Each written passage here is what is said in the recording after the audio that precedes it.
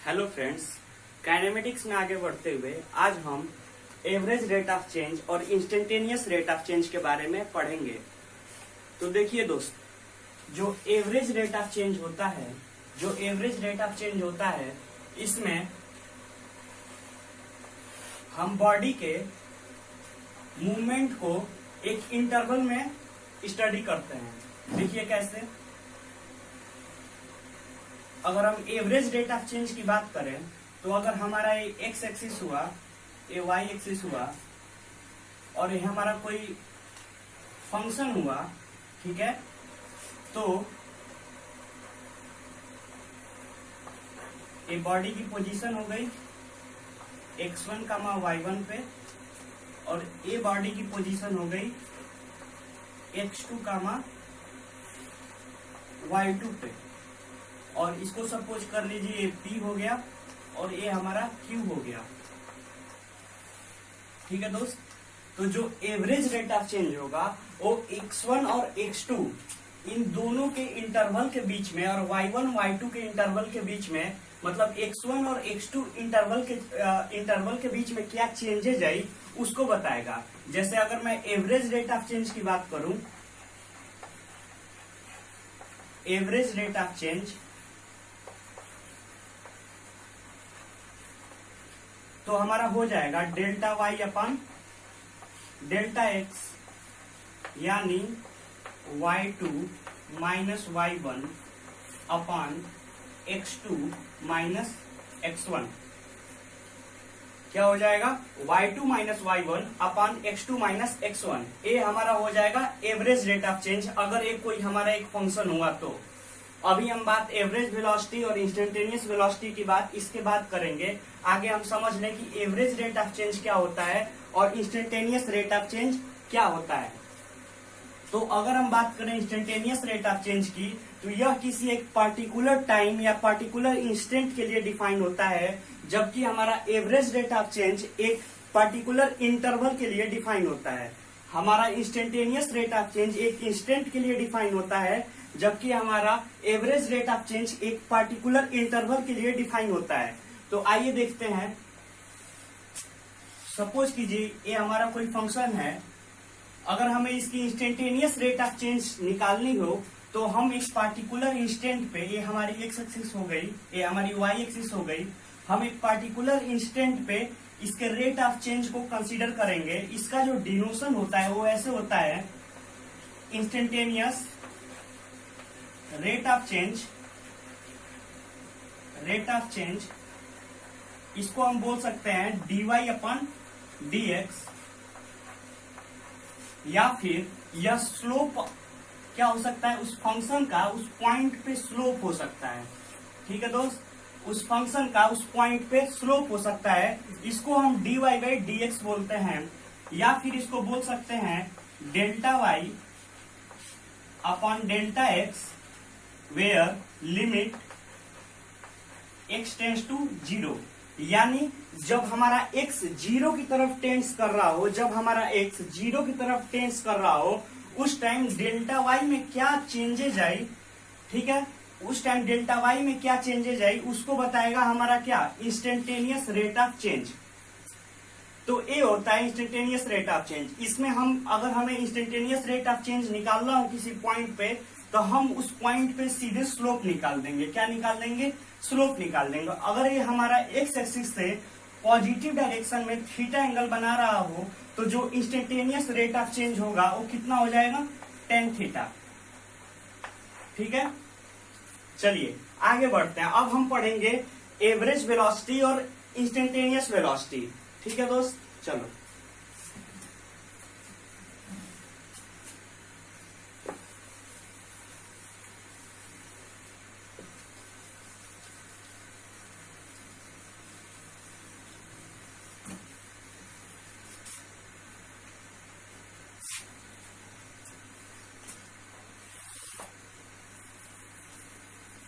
Average velocity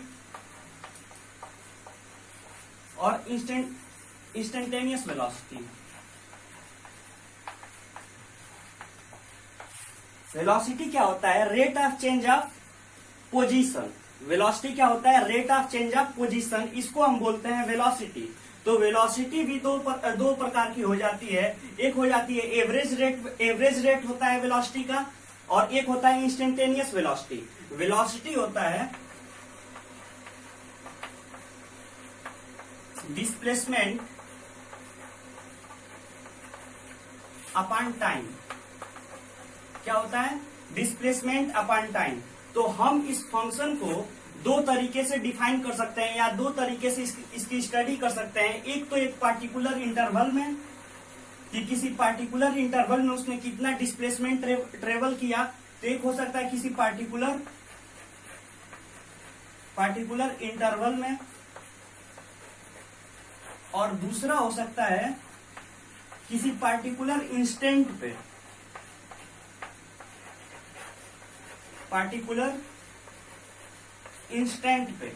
एक हो सकता है हमारा पार्टिकुलर इंटरवल में, दूसरा हो सकता है पार्टिकुलर इंस्टेंट पे।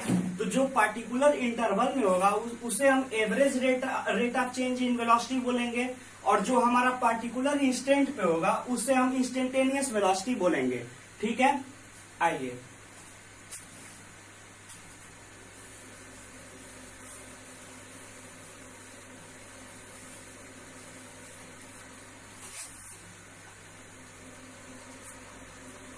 तो अगर देखिए ये हमारा एक डिस्प्लेसमेंट और टाइम का कर्व हुआ, डिस्प्लेसमेंट और ये हमारा टाइम हुआ। तो अगर टाइम t1 पे हमारी बॉडी x1 पोजीशन पे है, और टाइम t2 पे हमारी बॉडी x2 पोजीशन पे है। ठीक है, x2 पोजीशन पे है। तो अगर आपसे पूछे एवरेज वेलोसिटी क्या होगी, तो हम बोलेंगे डिस्प्लेसमेंट, टोटल डिस्प्लेसमेंट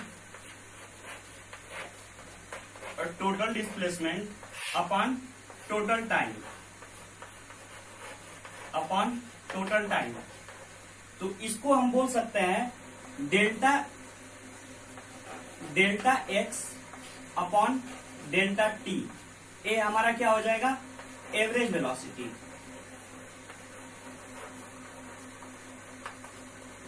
वेलोसिटी। अगर हमसे पूछे इंस्टेंटेनियस वेलोसिटी क्या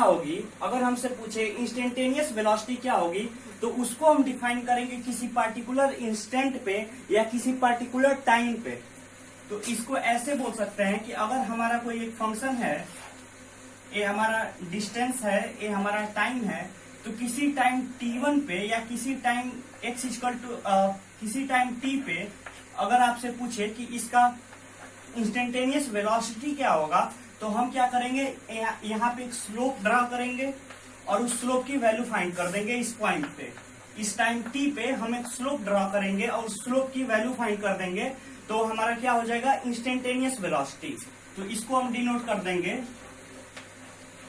इंस्टेंटेनियस वेलोसिटी हो जाएगा हमारा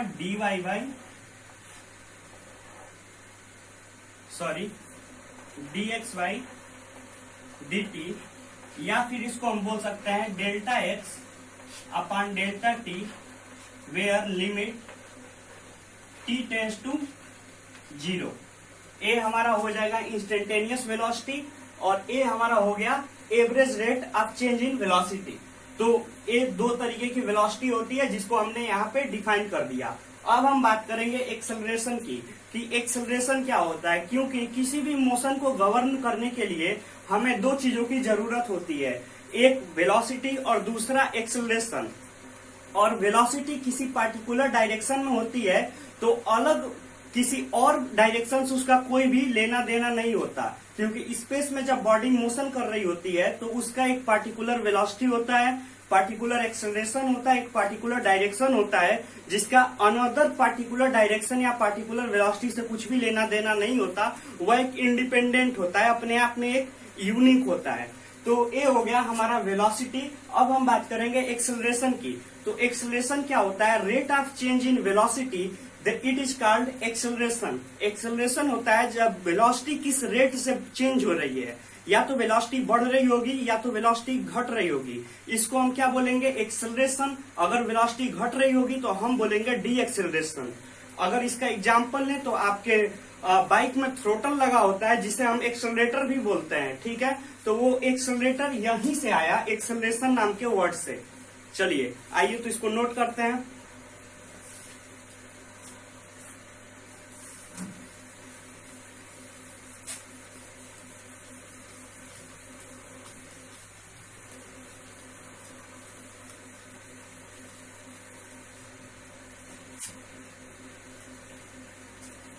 एक्सेलरेशन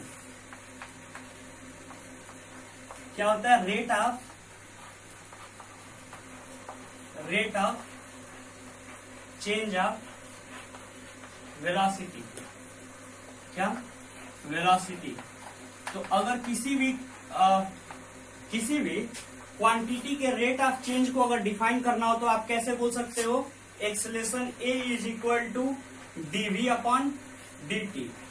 क्या, acceleration a is equal to DV upon dt। ये हमारा हो जाएगा एक्सेलरेशन, मतलब वेलोसिटी में वेलोसिटी किस रेट से चेंज हो रहा है उसको हम बोलेंगे एक्सेलरेशन।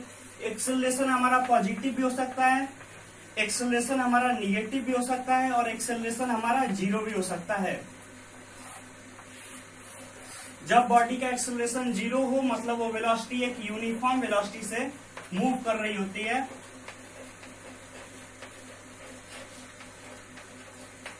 यूनिफॉर्म वेलोसिटी से मूव कर रही होती है। अगर इसका डायरेक्शन क्या हो रहा हो, ना चेंज हो रहा हो, तो direction no change. Acceleration positive भी हो सकता है, निगेटिव भी हो सकता है।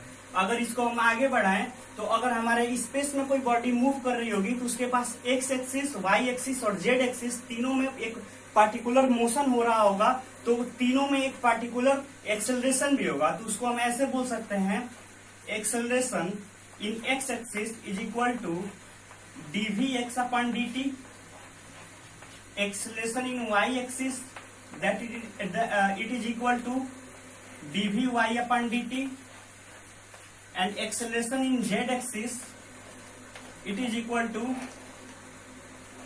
dvz upon dt।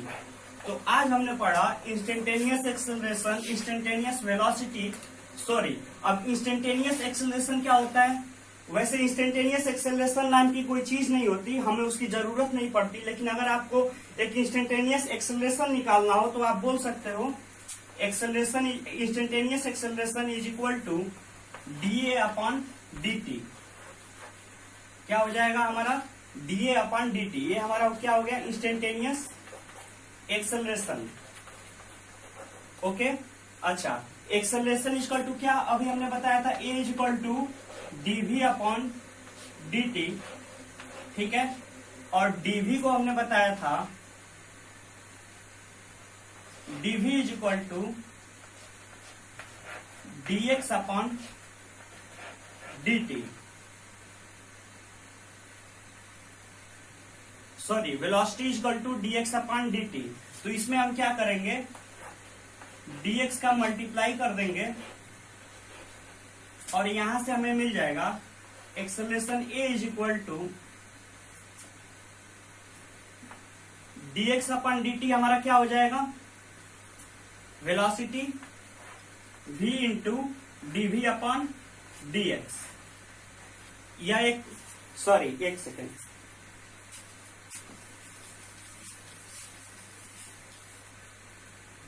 यह इंपॉर्टेंट एक्सप्रेशन आ गया, acceleration a is equal to v into dv upon dx। Okay, और एक हमारे एक्सेलरेशन का वैल्यू आ गया a is equal to dv upon dt। ये हमारे दो पार्टिकुलर टर्म आ गए। अब हम इससे एक्सेलरेशन फाइंड कर सकते हैं किसी भी इंस्टेंट पे। चलिए आगे बढ़ते हैं।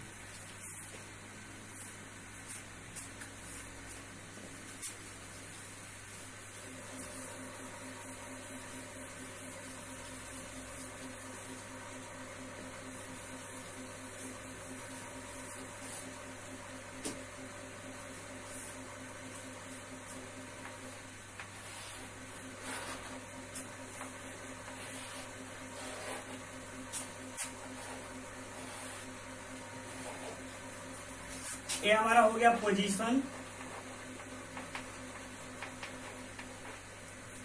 ये हमारा हो गया वेलोसिटी,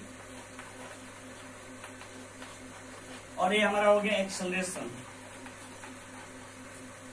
अगर हमें पोजीशन से वेलोसिटी की तरफ जाना हो तो हम इसे डिफरेंशिएट कर देंगे टाइम के रिस्पेक्ट में, with respect to time, with respect to time. Velocity से एक्सेलरेशन की तरफ जाना हो तो हम इसे क्या करेंगे, डिफरेंशिएट कर देंगे। एक्सेलरेशन से वेलोसिटी की तरफ आना हो तो हम क्या कर देंगे, इंटीग्रेट कर देंगे। वेलोसिटी से पोजीशन की तरफ आना हो तो हम क्या करेंगे, इंटीग्रेट करेंगे। ओके, तो ये हमारा हो गया पोजीशन, वेलोसिटी और एक्सेलरेशन, इंस्टेंटेनियस वेलोसिटी और एवरेज वेलोसिटी और इंस्टेंटेनियस एक्सेलरेशन। तो इस वीडियो में हमने वेलोसिटी और एक्सेलरेशन को कवर कर लिया। अगले वीडियो में हम इक्वेशन ऑफ मोशन को कंटिन्यू करेंगे। Thank you.